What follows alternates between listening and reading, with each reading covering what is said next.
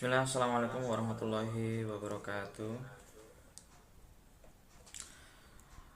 Alhamdulillahirrabbilalamin. Salatu wassalamu ala asrofil anbiya wal mursalin ala alihi washabihi ajma'in, amma ba'du.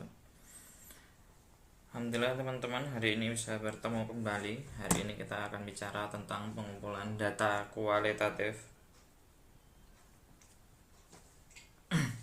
Jadi cuman pengumpulan datanya saja, nggak sampai ke tahap analisis, karena itu materi presentator berikutnya. Sebelum kita masuk ke materi teman-teman, kita kayaknya perlu refresh materi kemarin tentang paradigma penelitian. Ada positivistik dan post positivistik atau interpretatif, kemarin bahasanya begitu.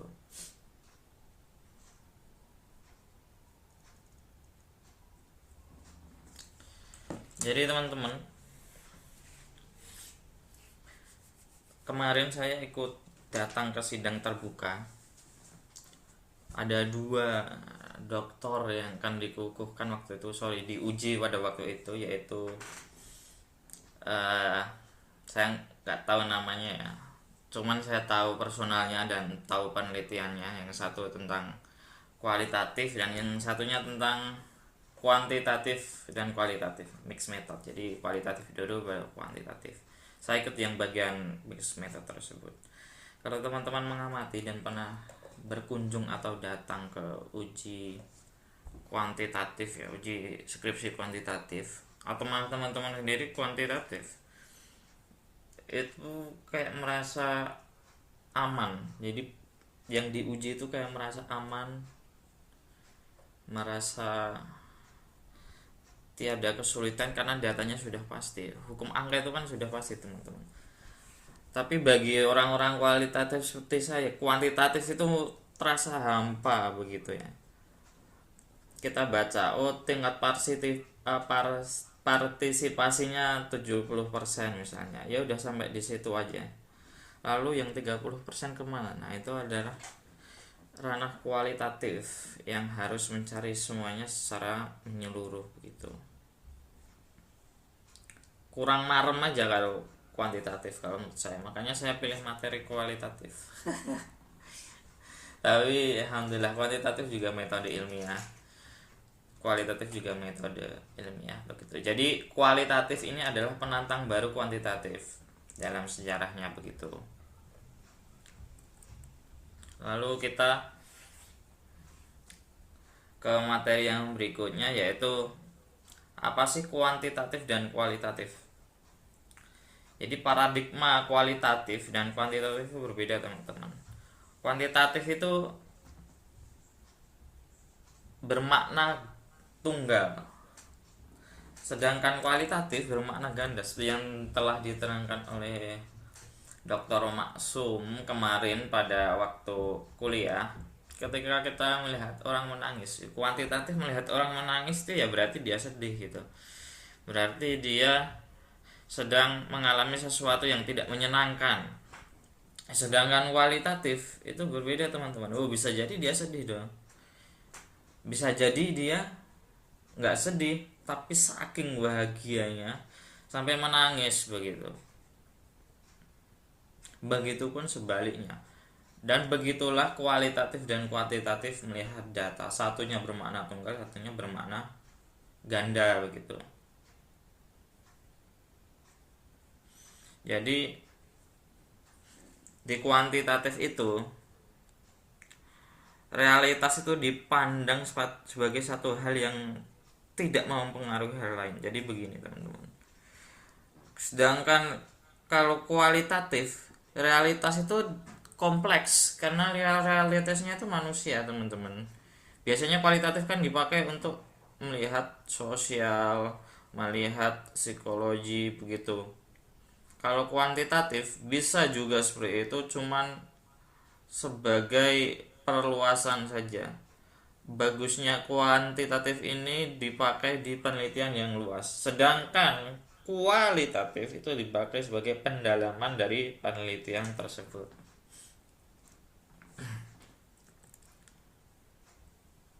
Nah, kita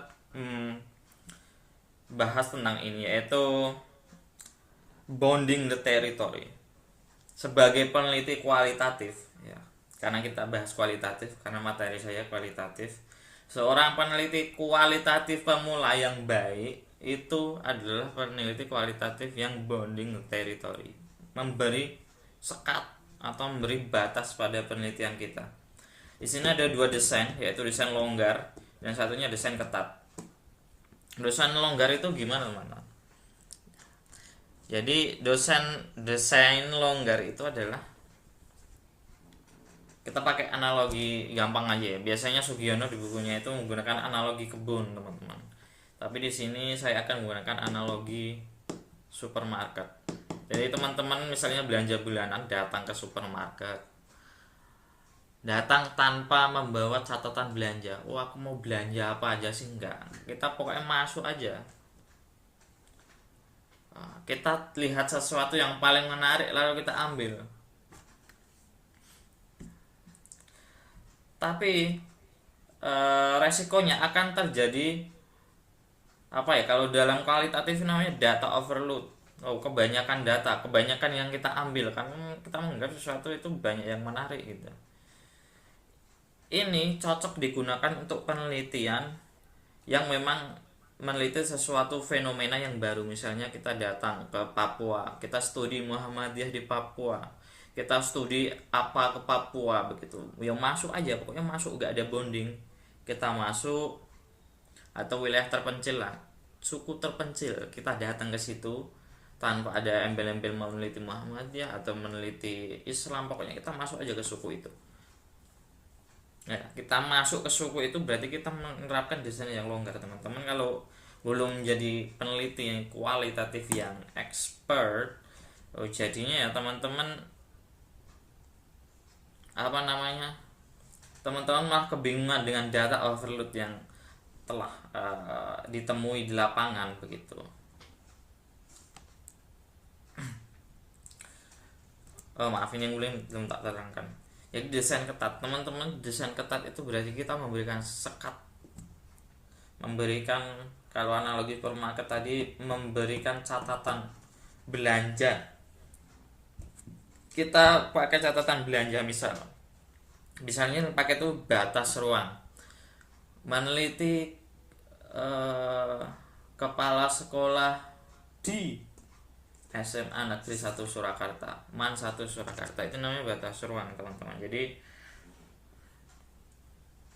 itu memberikan kemudahan dalam penelitian kita sebagai peneliti kualitatif yang pemula gitu. Yang selanjutnya yaitu waktu. Misalnya apa ya, waktu ya,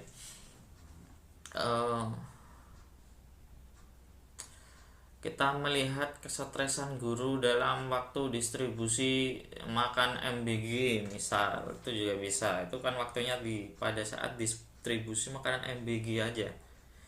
Yang selanjutnya adalah konsep, teman-teman. Jadi misalnya kita datang mau penelitian, kita batasi konsepnya itu pada kepemimpinan saja atau pada manajemen saja. Itu pembatasan yang diperlukan gitu. Nah, pembatasan ini penting sebagai peneliti kualitatif yang pemula, agar penelitian kita itu datanya betul-betul berkualitas. Karena data terlalu longgar, terlalu universal itu nggak baik untuk peneliti yang kurang expert gitu. Dulu saya di kelas juga begitu. Ya di kelas suatu dosen lah ya, datang terus beliau lihat judulnya, oh sudah dibatasi judulnya. Terus lihat paragraf pertama dimulai dari kata manusia, ya udah disuruh keluar sana mas ya. Wah itu nggak ada pembatasannya begitu. Akhirnya satu kelas dikeluarin karena nggak ada pembatasan semua di satu kelas gitu. Makanya pembatasan itu sepenting itu untuk kita yang memang, untuk saya yang memang belum terlalu expert dalam penelitian kualitatif. Karena menjamin kualitas data tersebut. Namanya ada penelitian kualitatif. Nah, dalam penelitian kuantitatif kita biasa memakai random sampling untuk menjaga objektivitas menjaga bias dari peneliti tersebut. Tapi kalau di kualitatif kita malah memakai purposive sampling gitu. Kalau orang-orang kualitatif yang biasa meneliti kualitatif ya mungkin malah bingung, oh, kok pakai purposive, kenapa malah ditujukan gitu samplingnya. Bukannya itu malah menjadi bias peneliti, oh di situ malah keunikan dari penelitian kualitatif. Misalnya kita meneliti kualitatif kepala sekolah, lalu random sampling satu kecamatan, yang kepala sekolah di kecamatan itu berapa orang gitu, kita wawancara satu kecamatan ya bubar jalan, nggak kuat tenaga kita. Makanya kita harus positive sampling, kita memilih subjek yang memiliki kekayaan informasi ya, atau information rich. Nah, dari purposive sampling tersebut diharapkan kita mendapatkan informasi yang settle dan oke, information rich tadi. Kapan penelitian kualitatif itu berhenti, teman-teman? Penelitian kualitatif itu berhenti ketika datanya sudah saturisasi. Saturisasi itu apa? Jenuh.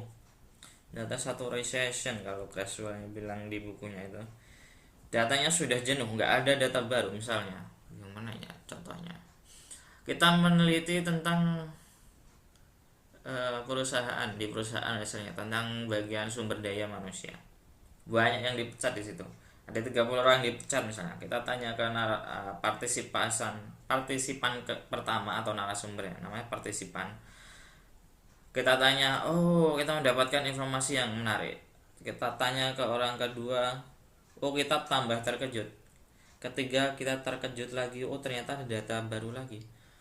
Keempat ternyata kata-katanya udah mirip partisipan pertama. Kita berikutnya kelima ternyata gak ada data baru. 6, 7, 8 tidak ada data baru, itu disebut data jenuh atau data redundancy, data saturization begitu. Jadi bukan penelitinya yang sudah jenuh datang ke tempat penelitian, tapi datanya itu sendiri sudah jenuh kepada kita gitu. Memang datanya udah itu aja begitu. Nggak ada data yang baru, tidak ada yang buat kita terkejut, maka itu disebut data kita sudah jenuh. Teman-teman, menariknya dalam penelitian kualitatif itu adalah kita manusia itu sebagai human instrument. Teman-teman, kalau di penelitian kuantitatif saya menggunakan perbandingan ya dengan paradigma sebelah biar kita bisa memiliki pandangan yang holistik lah. Itu kan ciri khas kualitatif ya. Kita bandingkan dengan kuantitatif. Jadi kalau di kuantitatif itu ada instrumennya, biasanya kuesioner, apalagi selain kuesioner, termometer, apalagi ya hal-hal seperti itulah. Paling sering kuesioner, apalagi di PAI paling sering kuesioner. Nggak mungkin pakai termometer, ngapain orang PAI pakai termometer gitu. Dan alat ukurnya itu, instrumennya itu harus diuji dulu sebelum kita menyebar belangko atau menyebar kuesioner tersebut. Diuji oleh orang ahli, biasanya diuji oleh dosen ya. Oh, kalau di penelitian kualitatif seakan-akan tidak ada uji instrumen, tapi sebenarnya ada, teman-teman. Jadi human instrument atau manusia sebagai instrumen itu, atau peneliti sebagai alat itu sendiri, itu harus teruji ya. Teruji secara apa? Secara teoritis, kita paham banyak teori, kita sudah memiliki koneksi yang bagus dengan tempat kita yang akan meneliti, dan kita memiliki keteguhan iman ya bahasanya, keteguhan iman untuk mencegah bias personal ya. Karena peneliti ini sendiri itu unik, teman-teman. Peneliti itu adalah akumulasi dari pengalaman kita sendiri kan. Kita meneliti Muhammadiyah, sedangkan kita orang Muhammadiyah sendiri, ya itu biasnya akan semakin besar. Kita ingin meneliti PSHT, kita orang PSHT sendiri, itu biasnya sangat besar, teman-teman. dan keteguhan iman ya, saya menyebutnya keteguhan iman, wagu enggak ya, keteguhan iman. Oh itu sangat-sangat sulit. Misalnya siapa ya, Azinda, saya tahu anda lihat video ini tapi nggak tahu anda lihat nggak ya, ngajar di Al Azhar, Sragen, meneliti di Al Azhar. Oh ternyata hasilnya buruk, mau dipublikasikan. Oh nggak berani. Oh saya karyawan di Al Azhar ya, masa saya mempublikasikan data-data buruk tentang Al Azhar. Nah itu ya teman-teman yang sulit menjadi human instrument, harus objektif begitu. Teman-teman, biasanya dalam penelitian kualitatif itu ada 3 pilar dalam pengumpulan data. Jadi peneliti malah mengumpulkan data dengan cara observasi, wawancara, dan dokumentasi. Nah, di sini saya tambahkan materi audiovisual ini dari Creswell ya. Sebenarnya ini ya mirip-mirip observasi sama studi dokumentasi, tapi ditambahkan Creswell, makanya saya tambahkan di sini. Oke, teman-teman. Kita lihat dulu di bagian observasi. Teman-teman, observasi itu adalah melihat ya, atau mengamati. Jadi penelitian kualitatif itu ya harus mengamati, dan itu bisa dilakukan secara sekaligus dengan wawancara. Misalnya teman-teman semuanya, jadi di penelitian kualitatif itu harus ada apa ya namanya, harus holistik. Misalnya teman-teman bilang bertanya lah kepala sekolahnya tentang suatu hal, terus teman-teman merasakan sebuah kejanggalan. Misalnya kepala sekolah tersebut mau bilang, oh kalau di sini pengelolaan uang, terus dia bilang gitu. Nah, itu adalah tanda teman-teman. Maka observasi penting di sini ya. Teman-teman harus bisa melihat tersebut menjadi hal yang janggal. Makanya teman-teman harus dekat dengan peneliti dulu. Nah, sedangkan studi dokumentasi di sini apa? Studi dokumentasi itu bukan foto dengan kepala sekolah ya. Misalnya datang penelitian tentang kepemimpinan kepala sekolah, foto dengan kepala sekolah, itu dokumentasi. Ya itu betul dokumentasi, tapi dokumentasi di sini bukan itu yang dimaksud. Yang dimaksud dokumentasi di sini adalah kita melihat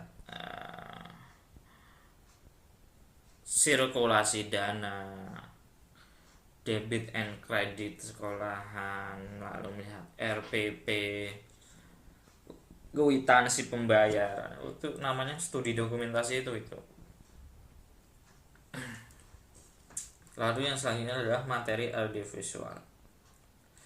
Jadi materi audiovisual itu ya kita melihat data-data audiovisual teman-teman. Data-data yang berkaitan dengan teknologi. Bedanya itu aja dengan studi dokumentasi.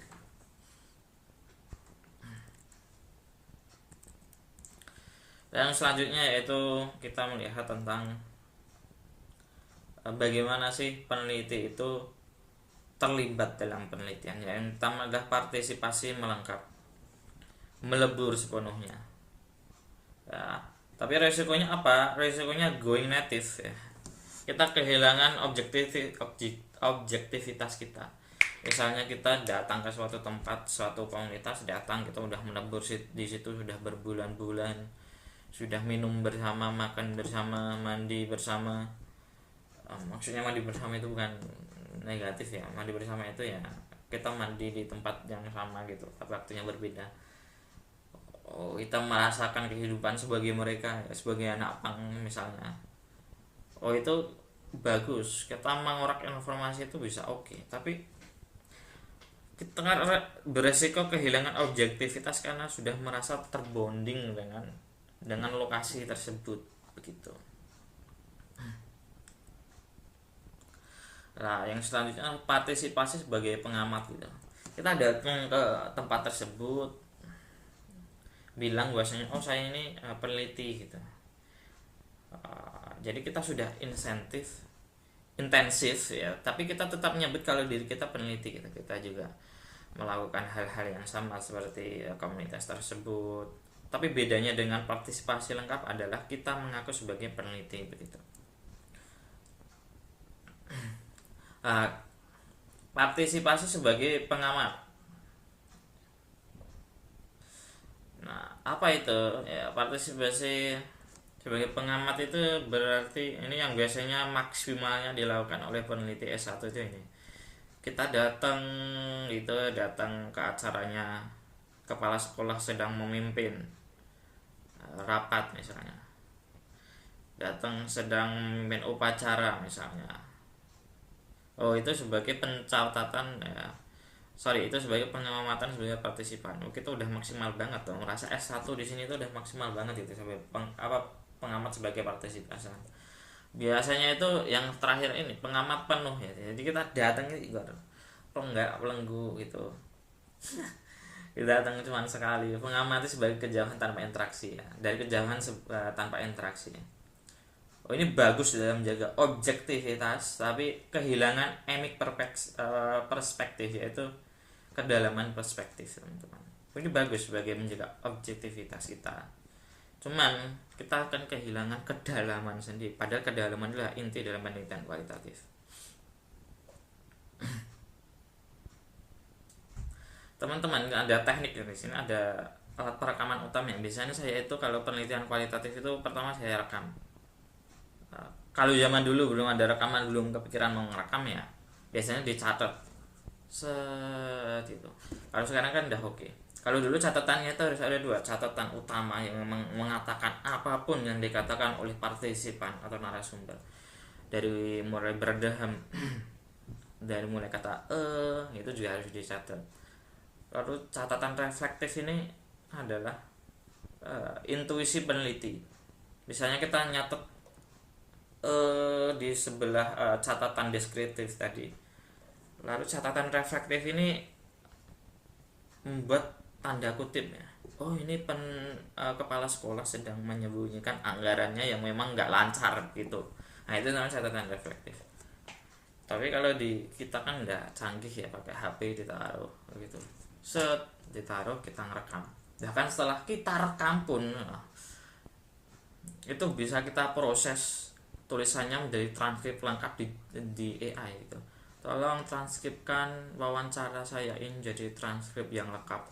Di transkrip dari menit awal sampai menit akhir tanpa tertinggal satu huruf pun. Nah, itu udah oke. Ya, mencatat semua hal dari awal sampai akhir tanpa tertinggal satu huruf pun itu disebut verbatim, teman-teman. Jadi itu selanjutnya adalah menggali makna laten. Maksudnya apa ini, teman-teman? Jadi dalam penelitian kualitatif itu biasanya 5-7 pertanyaan aja yang akan disampaikan. Inti dari pertanyaan, bukan 5-7 itu cuma pertanyaannya. Biasanya kita akan penelitian dulu, kalau saya awal-awal penelitian S1 itu wawancara itu saya tulis 15 misalnya. Saya tanyakan, apakah Bapak jadi atau tidak? Apakah Bapak memimpin rapat dengan baik misalnya. Wah, itu ciri-ciri yang akan susah untuk menggali kedalaman penelitian ya, seperti itu. Kita pakai aja 5 atau 7 pertanyaan inti, lalu kita gunakan pancingan ya, teman-teman. Probing, nah ini ada tulisan probing ya. Gunakan pancingan. Sehingga kepala sekolah tersebut atau partisipan yang akan kita wawancara itu tertarik dengan kita. Apakah sekali wawancara akan tertarik? Oh, enggak juga. Ini orang baru, masa disuruh membuka rahasia perusahaan ke orang baru, kan nggak mungkin. Kita harus pandai untuk menggali hal tersebut. Nah, dari seringnya kita datang tersebut, teman-teman, itu akan jadi snowball. Akan snowball teknik. Biasanya setelah di sini diarahkan ke sana. Setelah dari sana orang itu mengarahkan ke tempat lain. Kita tanyakan tempat lain, apakah ada yang tahu tentang hal ini, kita diarahkan ke sana kemari dan lain sebagainya. Akhirnya menjadi snowball. Snowball itu kan dari kecil melinding jadi besar begitu, teman-teman.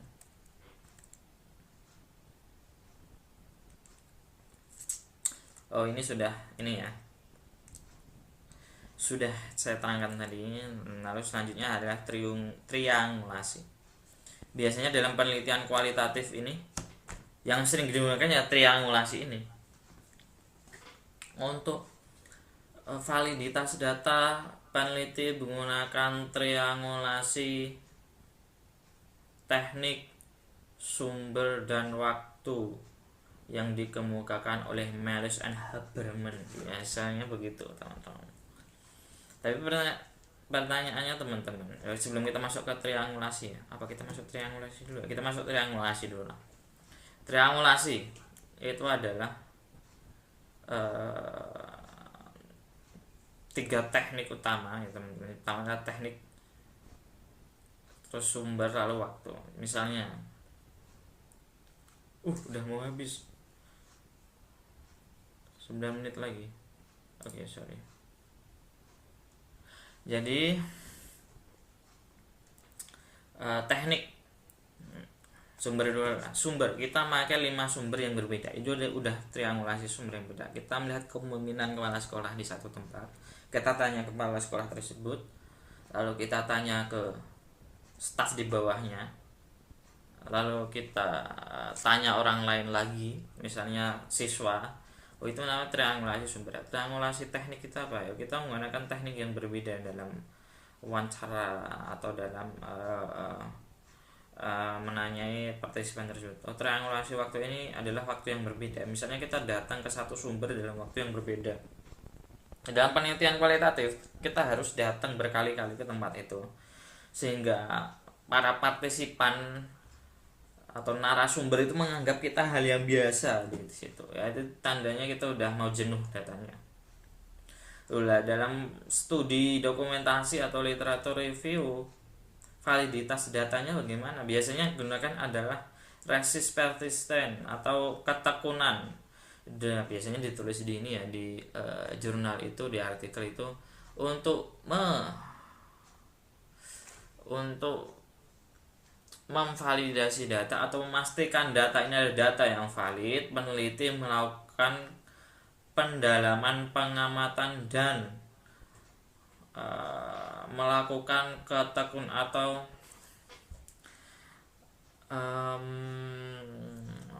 memperbaiki ketekunan peneliti, begitu biasanya. Ini dari selanjutnya ini. Jadi kalau triangulasi itu biasanya dipakai untuk yang field research ya teman-teman. Kalau di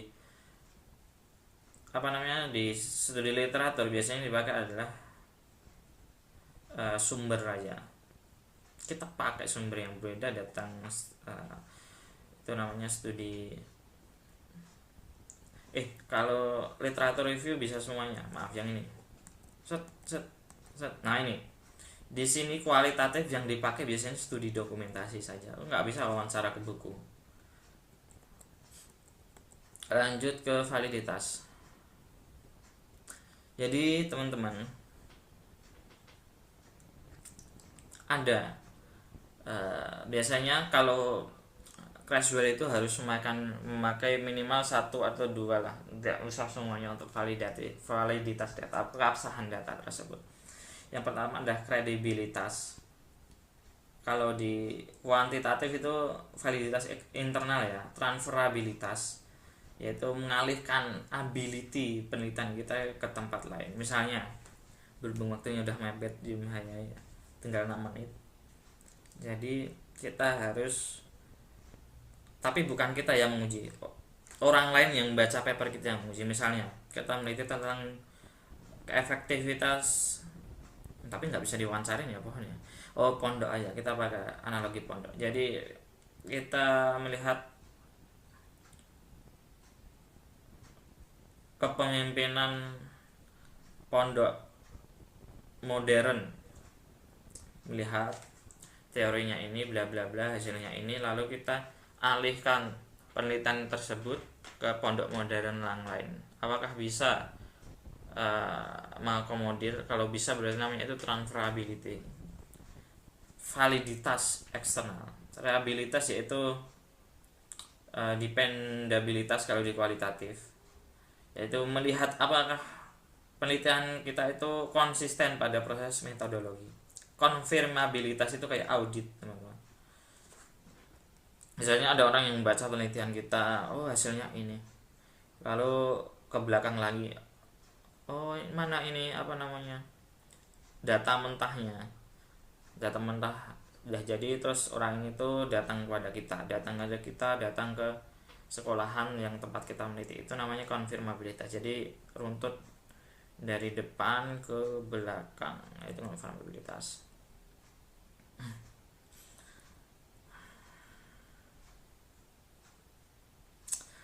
Ya ini teman-teman sudah saya terangkan tadi.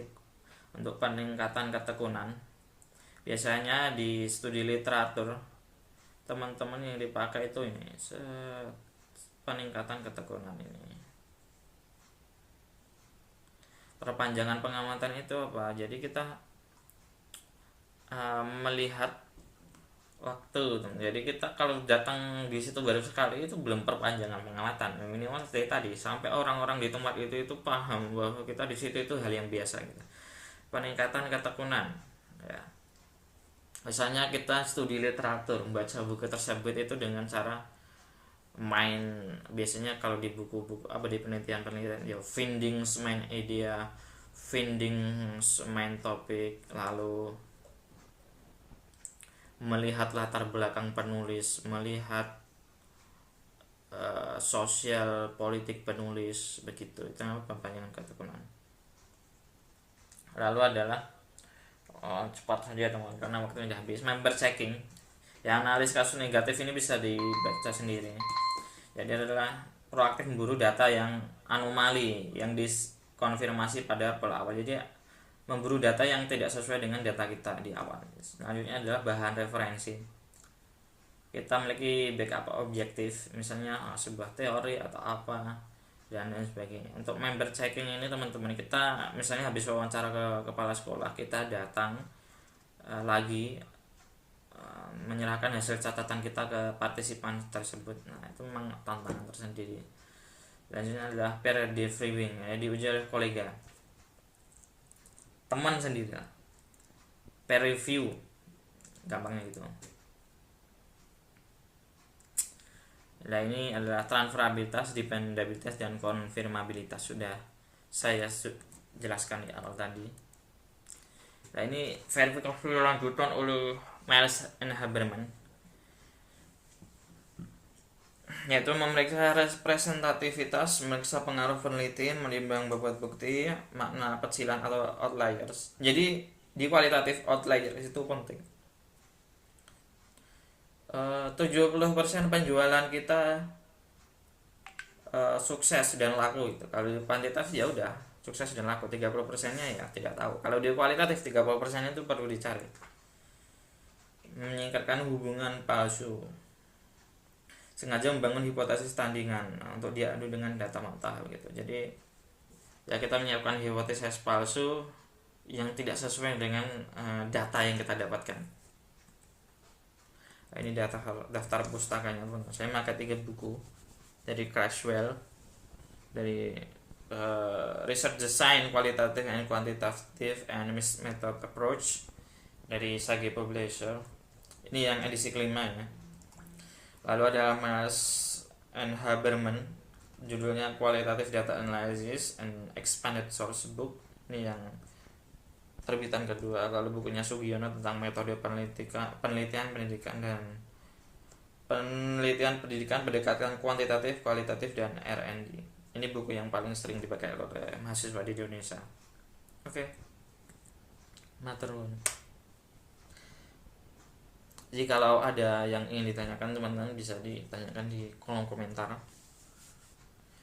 Ya silahkan tanyakan apa saja yang terkait dengan pengumpulan data kualitatif. Sebenarnya saya juga bingung, ini saya pengumpulan datanya apa termasuk uji validitasnya juga ya, uji keabsahannya saja. Terus saya lihat ke materi yang berikutnya itu sudah ke data analisis. Saya kira berarti saya harus uji kredibilitas, uji keabsahan datanya juga. Ya udah saya masukkan di akhir-akhir. Terima kasih teman-temannya sudah mendengarkan sampai akhir, walaupun saya ragu akan ada yang begitu. Tapi terima kasih, ini adalah presentasi yang menyenangkan, satu arah dan tidak nervous ya. Mau nervous kenapa?